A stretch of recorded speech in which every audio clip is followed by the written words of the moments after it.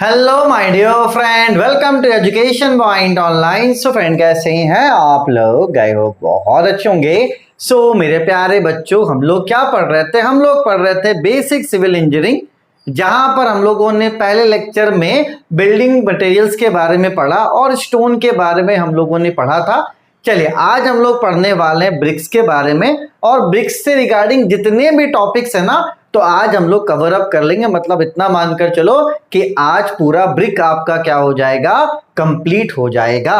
ठीक है। और देखो बेटा, यहां से यूनिवर्सिटी एग्जाम्स में क्वेश्चंस भी आते हैं, है ना। तो आपको कोशिश ये करना है बेटा कि जो मैं नोट्स आपको लिखवा रहा हूं ना, उस पर आप थोड़ा सा फोकस करना कि जिस तरीके से मैं लिखवा रहा हूं एग्जाम में भी आप उसी तरीके से लिखने की कोशिश करना। देखो, टॉपिक में यहाँ पे कुछ खास नहीं।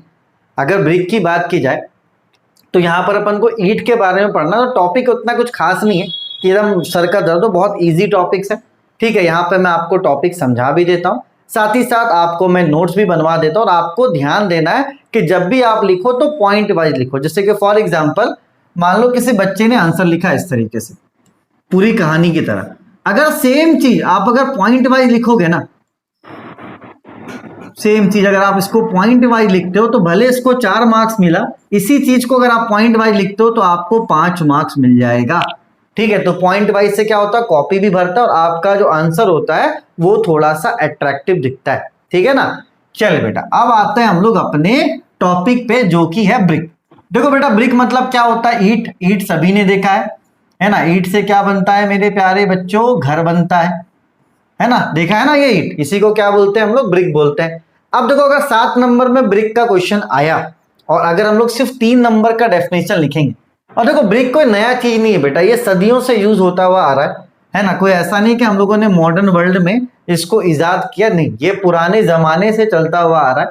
ठीक है, पुराने जमाने में स्टोन का भी यूज होता था और ब्रिक्स का भी यूज होता था। इवन मैं ये बोलूंगा कि पुराने जमाने में ब्रिक्स तो स्ट्रांग होते थे अभी के ब्रिक्स के मुकाबले। ठीक है, तो क्या वो एक अलग बात है, लेकिन इतना है कि ब्रिक्स कुछ नया नहीं है बेटा, ये पुराने जमाने से इस्तेमाल होता आ रहा है और हम लोग सभी को पता है कि ईंट क्या होता है। ठीक है। चल, तो थोड़ा सा हम लोग आंसर को बड़ा करने के लिए इसके मटेरियल के बारे में भी थोड़ा सा बता देंगे कि ब्रिक्स में क्या क्या मटेरियल यूज होता है, तो इससे क्या हमारा आंसर थोड़ा बड़ा भी हो जाएगा और देखने में भी अच्छा लगेगा। ठीक है। चल बेटा, सबसे पहले बात करते हैं क्ले। देखो, क्ले होता है चिपचिपी मिट्टी, आपने देखा है ना, ऐसी मिट्टी जो अगर पानी में हो तो वो थोड़ा सा चिपचिप करे, मतलब वो क्या होता है, सटता है ना। आप देखना, येलो कलर की मिट्टी होती, काली मिट्टी, जब अगर बारिश वारिश होता है, अगर आपके चक्का उसमें चला गया ना, तो वो पूरे चक्के में क्या होता है बेटा, आकर आपका चिपक जाता है। आप लोगों ने ध्यान दिया होगा, ऐसी मिट्टी जो चिपकती है। ठीक है, और जब उसको आप सुखा दो ना, ठीक है, तो वो फिर चिपकेगी नहीं, वो ऐसे ढर जाएगी। मतलब वो गीली है तब तक वो चिपकेगी, और जैसे उसको आप सुखा दोगे तो वो फिर क्या होगा बेटा, झड़ जाएगा। ठीक है, तो उसे हम लोग क्या बोलते हैं, क्ले बोलते हैं। ठीक है। अभी ये भी देखा गया है बेटा कि कंक्रीट का भी यूज होने लगा है ना। 2 तरह के ईंट आपको देखने मिलेंगे, लाल ईंट, है ना, और अभी तो नया चलने लगा कंक्रीट का, जो सीमेंट से बनाया जाता है, हल्का होता है। लेकिन ट्रेडिशनली अगर देखा जाए तो ईंट की बात की जाए तो हमारे दिमाग में वो लाल ईंट ही आता है। ठीक है। चलिए, सबसे पहला मटेरियल क्या यूज हो गया, क्ले। दूसरा हो गया आपका कंक्रीट। तीसरा आपका क्या है बेटा, कैल्शियम सिलिकेट। कैल्शियम सिलिकेट को हम लोग कैसे बनाते हैं, सैंड और लाइम को मिक्सअप करते हैं ना, उससे बनता है हमारा क्या, कैल्शियम सिलिकेट। ठीक है। और इसके अलावा होता है फ्लाई ऐश। देखो, ये जो ऐश होता है ना, ये जो छाई होता है, ये बहुत हल्का होता है ना। जहां पे ईंट वगैरह बनता है आप जाके देखना, है ना, अगर थोड़ा सा भी हवा चलता है ना, ये उड़ने लगता है इसलिए इसको क्या नाम देते हैं बेटा, इसलिए इसको नाम देते हैं फ्लाई ऐश का। तो ये कुछ मटेरियल्स हो गए जो ब्रिक को बनाने के लिए क्या आता है बेटा, काम आता है। ठीक है। ब्रिक की साइज की बात की जाए तो ये 215 मिलीमीटर ये लेंथ हो गया, ये इसका ब्रेथ हो गया, और ये इसका क्या हो गया, हाइट हो गया। तो अगर ब्रिक का क्वेश्चन आता है, आप सबसे पहले ब्रिक का डेफिनेशन लिखोगे, उसके बाद मटेरियल लिखोगे, है ना। देखो यहाँ कितने पॉइंट हो गए बेटा अपना, जैसे अपन ने 1 पॉइंट लिखा पूरा, ठीक, उसके बाद 1 लाइन छोड़ा, उसके बाद फिर ये पॉइंट लिखा।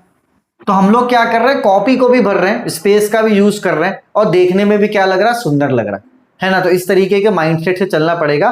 मैं एक आंसर ना लिख कर बताऊंगा, एक वीडियो में इस पे अलग से बनाऊंगा, जहां पे बकायदा मैं आंसर को लिखकर बताऊंगा कि किस तरीके से आपको आंसर्स को लिखना है, ताकि कॉपी में थोड़ा स्पेस भी ज्यादा यूज हो जाए, है ना, और आपको अच्छे नंबर भी मिल जाए। ठीक है, इसको आप क्या कीजिए, सबसे पहले नोट कीजिए।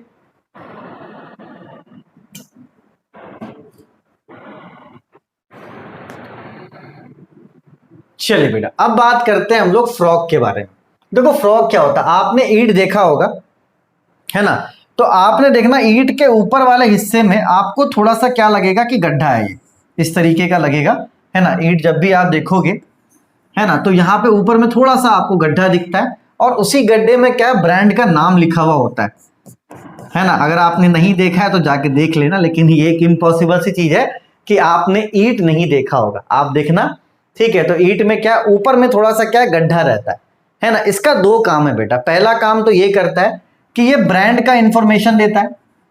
पहला काम क्या है बेटा, ये ब्रांड का इंफॉर्मेशन देता है। और इसका दूसरा काम क्या है बेटा कि एज अ की काम करता है।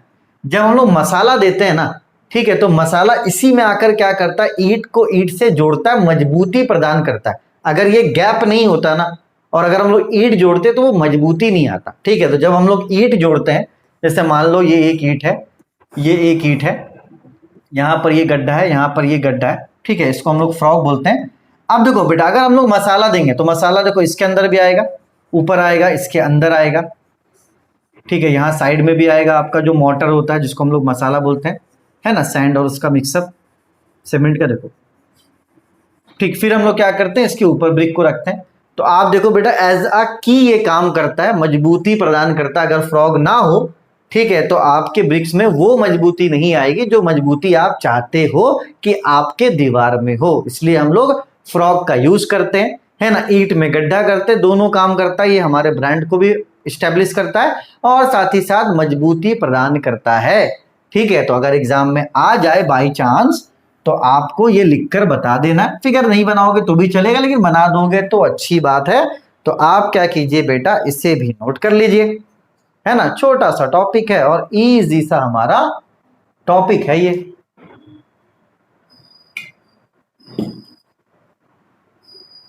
चलो अब बढ़ते हैं आगे। देखो बेटा, characteristics and properties of a good brick. देखो अच्छे ब्रिक का क्या कैरेक्टरिस्टिक्स होता है। जैसे कि अच्छे बच्चे का कैरेक्टर हम लोग कैसे बताते हैं कि बड़ों की बातें सुनता है ना। ये अच्छे बच्चे की कैरेक्टरिस्टिक्स है ना। बड़ों से मुंह नहीं लगाता है ना। टाइम पे पढ़ाई करता है, टाइम पर सोता है। तो ये कैरेक्टर होता है गुड बच्चे का। तो गुड बच्चे का कैरेक्टर तो सभी को पता है ना। लेकिन एग्जाम में ये तो नहीं आएगा बेटा। एग्जाम में आएगा कि गुड ब्रिक्स का क्या कैरेक्टरिस्टिक्स होना चाहिए, कि हम लोग कैसे पहचानेंगे कि ये एक अच्छा ब्रिक है, ठीक है बेटा। चलिए पॉइंट वाइज समझने की कोशिश करते हैं। सबसे पहले साइज। ब्रिक का जो स्टैंडर्ड साइज होता है बेटा, वो होता है 190 मिलीमीटर इंटू 90 इंटू 90, ठीक है। तो ये दो आपको साइज दिया गया है, 190, 90 और 40। अगर ये इस डायमेंशन में है तो हम लोग मान सकते हैं कि ये अच्छा ब्रिक है। देखो ये थोड़ा ज्यादा मोटा है और ये थोड़ा कम है, तो ये दो डायमेंशंस के ब्रिक आते हैं। अगर इस डायमेंशन का ब्रिक है तो इसको हम लोग अच्छा कंसीडर करते हैं, ठीक है। चलिए सबसे पहले तो क्या हो गया, साइज। अब मान लो ना आपको दीवार बनाना है।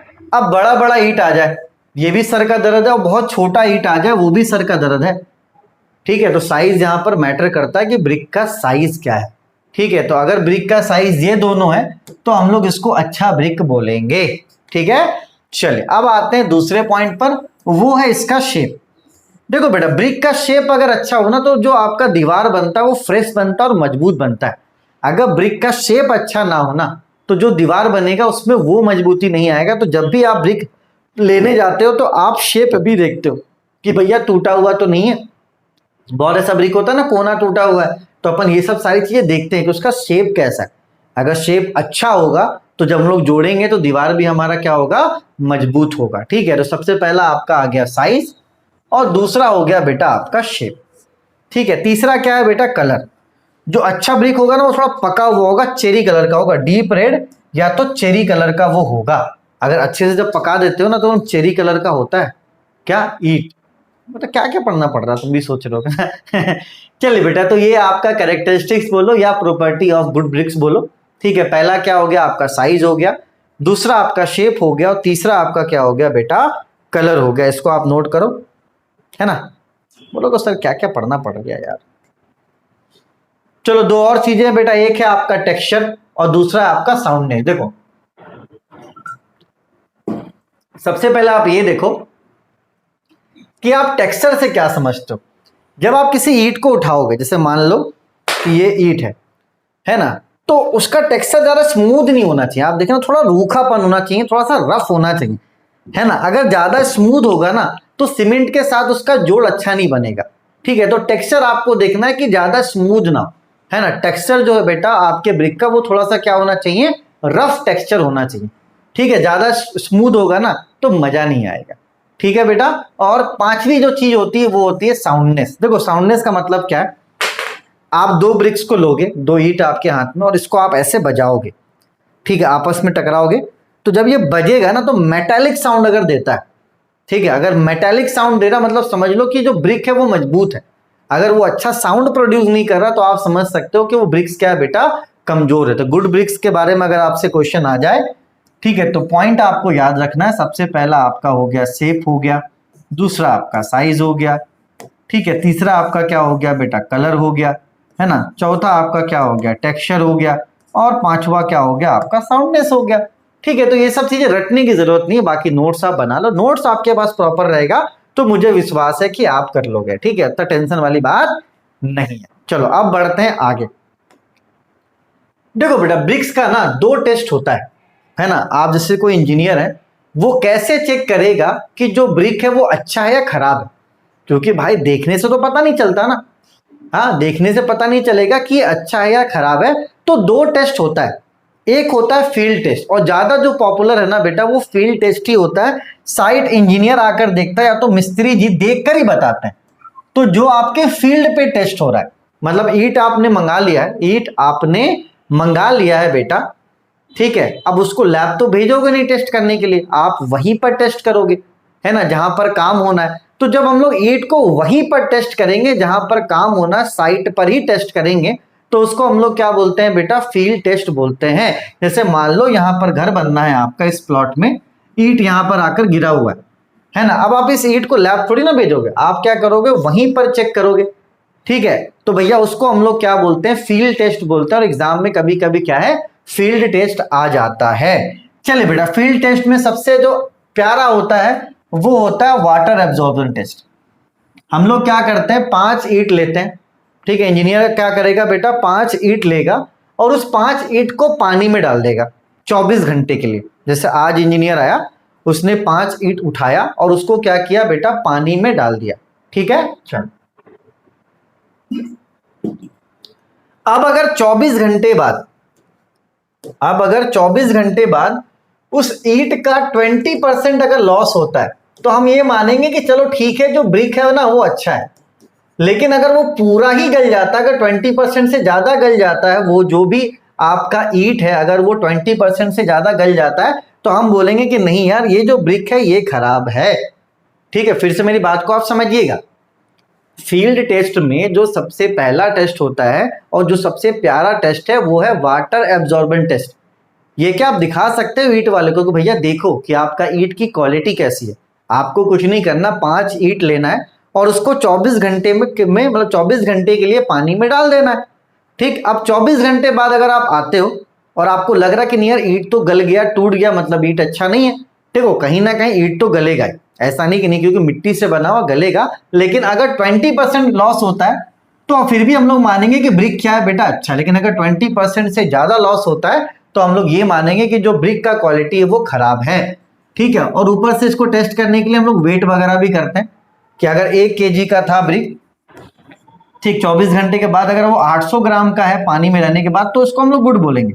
लेकिन उसका वेट ज्यादा लॉस हो गया, पता चला पानी में डालने से पहले 1 किलो का था, डाले तो 200 ग्राम निकला, तो इसका मतलब क्या है भैया, गड़बड़ है, ठीक है।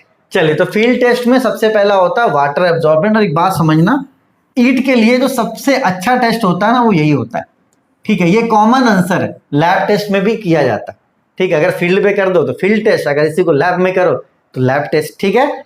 चलिए बेटा उसके बाद क्या है, विजुअल इंस्पेक्शन। देख कर भी आप बता सकते हो कि ईंट कैसा है। जो लोग ईंट का ही काम कर रहे हैं, जिसका काम है, जो इंजीनियर है उनका काम ही वही है, तो एटलीस्ट इतना तो वो ईंट देख लेते हैं। जैसे अभी मैं भी घर बना रहा था तो मुझे भी एक आइडिया होगा कि अच्छी ईंट क्या होती है और खराब ईंट क्या होती है, वो देखने से ही पता चल जाता है, ठीक है। तो देखने से क्या बोलते हैं बेटा, देखने वाले को बोलते हैं हम लोग विजुअल इंस्पेक्शन, कि देख कर बताना कि ईंट कैसा है, अच्छा है या खराब है, ठीक है। तो ये आपके 2 टेस्ट हो गए फील्ड के। और आता है एग्जाम में, इसको आप हल्के मत लेना कि पता चला रे यार सर कुछ भी नहीं है, ये आता है एग्जाम में, इसको आप क्या करो पहले नोट करो।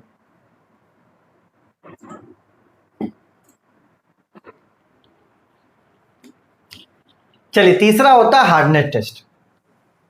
तीसरा क्या होता है बेटा, हार्डनेस टेस्ट होता है। ब्रिक्स पे क्या करते हैं हम लोग, स्क्रैच लगाने की कोशिश करते हैं। अगर स्क्रैच नहीं लग रहा है तो समझ लो ब्रिक हार्ड है, मतलब अच्छा है।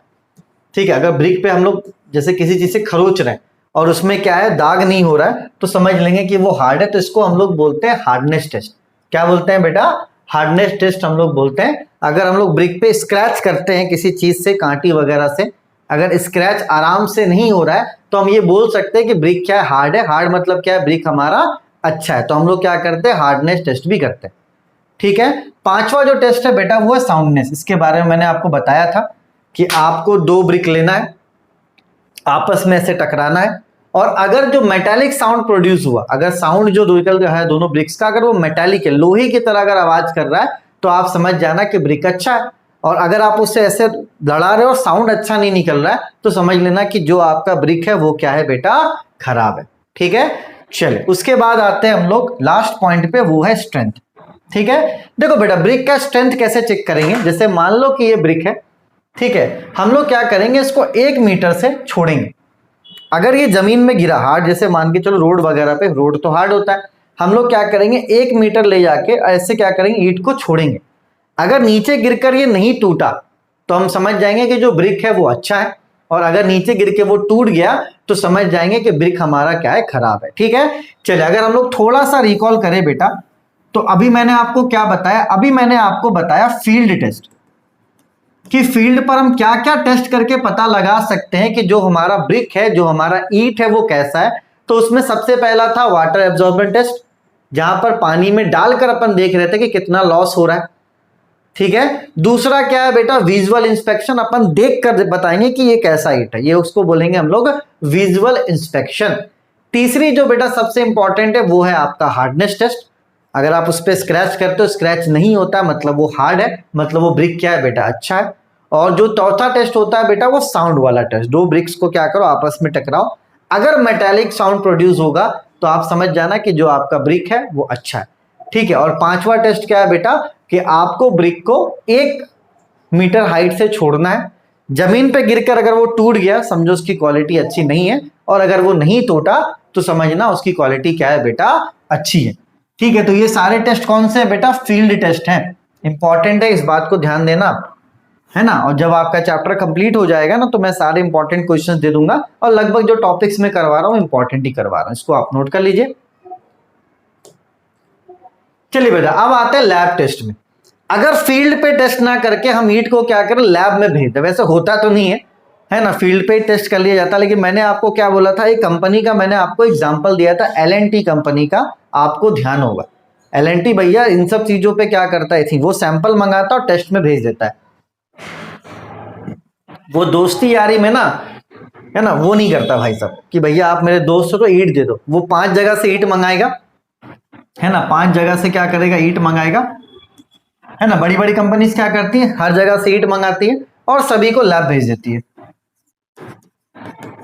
लैब से रिपोर्ट आ जाता है भैया, है ना, लैब वाले बता देते ईंट कैसा, जैसे लैब वाला बता देगा 5 ईंट में कौन सा ईंट अच्छा है, तो जो ईंट अच्छा उसको वो क्या करते हैं बेटा, ऑर्डर दे देते हैं। ऐसे दोस्ती यारी में ऑर्डर वो नहीं देते, जो बड़ी कंपनीज होती हैं वो दोस्ती यारी में ऑर्डर नहीं देते हैं कि भैया आपके दोस्त का ईंट का भट्टा है तो आप ईंट वहां से, नहीं, वो 5 जगह 10 जगह से सैंपल मंगाएंगे, सैंपल को लैब में भेज के टेस्ट करवाएंगे। ठीक है, और उसके बाद ही वो क्या करेंगे बेटा, ऑर्डर प्लेस करेंगे। ठीक है, चलिए तो जहां पर आपका साइट है, जहां पर काम चल रहा है, अगर हम लोग ईंट को वहां पे टेस्ट करते हैं तो उसको हम लोग फील्ड टेस्ट बोलते हैं, और अगर उसी टेस्ट को लैब में किया जाए तो उसको हम लोग क्या बोलते हैं, लैब टेस्ट बोलते हैं। ठीक है बेटा, चलिए वही चीज है बेटा, वही पूरी पुरानी। सबसे पहला एब्जॉर्प्शन टेस्ट, पानी में डाल के देखा जाएगा, ठीक है, तो उसको हम लोग क्या बोलते हैं, एब्जॉर्प्शन टेस्ट बोलते हैं। दूसरा है बेटा आपका strength test, compressive strength test. यहां पर क्या होता है, मशीन होता है, मशीन के ऊपर हम क्या करते हैं, ईंट को रखते हैं, मशीन के ऊपर क्या करते हैं, ईंट को रखते हैं, और ऊपर से क्या करते हैं, इसको प्रेशर देते हैं, ऊपर से क्या करते हैं, इसको दाबते हैं, है ना। उसके बाद हम लोग कैलकुलेट करते हैं कितना प्रेशर ये सह पा रहा है, है ना, उसी हिसाब से फिर वो क्या होता है बेटा, कैलकुलेशन होता है। ठीक है, इसको आप क्या कीजिए, नोट कीजिए। वैसे लैब टेस्ट कम पूछा जाता है, लेकिन फिर भी भैया अगर लिखा हुआ रहेगा तो आप कर लोगे, क्योंकि कॉमन है, ज्यादा कुछ चेंजेस नहीं है इसमें। ठीक है, एक क्या है बेटा आपका इफ्लोरेंस टेस्ट। ये क्या है मेरे प्यारे बच्चों, देखो इसमें अपन देखते हैं कि सॉल्ट कितना है, सॉल्यूबल सॉल्ट कंटेंट कितना है किसमें, ब्रिक्स में। सबसे पहले क्या करेंगे, बात समझो, ये टेस्ट होता कैसे, इसको समझो आप। जैसे ये ब्रिक है और यहां पे पानी है, ठीक है, हम लोग क्या करेंगे बेटा, इस ब्रिक को पानी में डुबाकर निकाल कर फिर यहां रख देंगे। ठीक है, हमने क्या किया, ब्रिक को पानी में डुबाया और फिर निकाल कर क्या किया, रख दिया। ठीक है, अगर उसमें सॉल्ट का मात्रा ज्यादा होगा, ठीक है, तो वो आग के सरफेस पे क्या होगा, ऐसा व्हाइट व्हाइट दिखने लगेगा। ठीक है, अपीयरेंस उसका क्या हो जाएगा, थोड़ा सा व्हाइटिश टाइप का हो जाएगा सूखने के बाद। तो आप वो देख के बता सकते हो कि उसमें सॉल्ट का मात्रा कितना है। तो उसी को क्या बोलते हैं हम लोग, इफ्लोरेंस टेस्ट बोलते हैं। ठीक है, इसको भी आप नोट कर लीजिए मेरे प्यारे बच्चों। ठीक है, और ये ब्रिक्स में इतनी सारी चीजें थी, अगर मैं थोड़ा सा आपके सामने रिकॉल करूं तो मैंने आपको सबसे पहले ब्रिक के बारे में बताया, फिर दूसरी चीज मैंने आपको फ्रॉग के बारे में बताया, तीसरी चीज मैंने गुड ब्रिक क्वालिटी आपको बताया कि गुड ब्रिक क्या होता है। ठीक है, उसके बाद चौथा मैंने आपको बताया फील्ड टेस्ट। ठीक है, और पांचवा मैंने आपको क्या बताया बेटा, लैब टेस्ट। ठीक है, इसको आप नोट कर लीजिए। चलिए थोड़ा सा प्रचार प्रसार करते हैं भैया कोचिंग का अपने, है ना। देखिए भाई साहब, सिविल की क्लासेस स्टार्ट हो चुकी हैं। केमिस्ट्री आपको पूरा फ्री मिलेगा हमारे यूट्यूब चैनल पे, लिंक डिस्क्रिप्शन पे है। ठीक है, फिजिक्स की क्लासेस फ्री मिलेंगी, लिंक डिस्क्रिप्शन पे है। कंप्यूटर की क्लासेस फ्री मिलेंगी, लिंक डिस्क्रिप्शन पे है। बेसिक मैकेनिकल की क्लासेस फ्री मिलेंगी, लिंक डिस्क्रिप्शन पे है। बेसिक इलेक्ट्रिकल इलेक्ट्रॉनिक्स फ्री मिलेगा, लिंक डिस्क्रिप्शन पे है। ठीक है, और इसके अलावा बेसिक सिविल भी आपका फ्री हो चुका है, तो इसका भी लिंक डिस्क्रिप्शन पे है। मैथमेटिक्स 1 आप हमारे एप्लीकेशन से ले सकते हैं, मैथमेटिक्स 2 ले सकते हैं, इंजीनियरिंग मैकेनिक्स आप ले सकते हैं 400 रुपए में, साथ ही साथ ग्राफिक्स आप ले सकते हैं। तो कुछ बैचेस हैं जो बेटा पेड है, और मानकर चलो ज्यादातर जो बैचेस है बेटा वो आपके क्या हैं, फ्री हैं। साथ ही साथ हमारे कोडिंग का भी चैनल का उद्घाटन हो चुका है। ठीक है, एजुकेशन पॉइंट कोडिंग, उसका लिंक आपको डिस्क्रिप्शन पे मिल जाएगा, तो वहां से आप अपनी कोडिंग जर्नी का भी शुरुआत कर सकते हो। ठीक है, इतना प्रमोशन काफी है, बाकायदा आपका नोट्स वगैरह बन जा रहा है। जितना समझना है, देखो ज्यादा पीएचडी भी इसमें नहीं करना, मैं एक बैलेंस बनाकर चल रहा हूँ। ज्यादा मेहनत मैं आपके नोट्स बनवाने में कर रहा हूँ, कि नोट्स को मैं ना ज्यादा लंबा रख रहा हूँ ना ज्यादा छोटा रख रहा हूँ, एक कॉम्पैक्ट बहुत प्यारा सा नोट्स आपको प्रोवाइड करवा रहा हूँ बेटा। ठीक है, तो मेरा जो फोकस है वो ज्यादा नोट्स बनवाने पे, पढ़ लोगे इजी लैंग्वेज में, आपको ऑटोमेटिकली समझ में भी वो आ जाएगा। ठीक है, चलिए तब तक अपने और अपनों का खूब ख्याल रखिए। Take care, bye bye, Tata.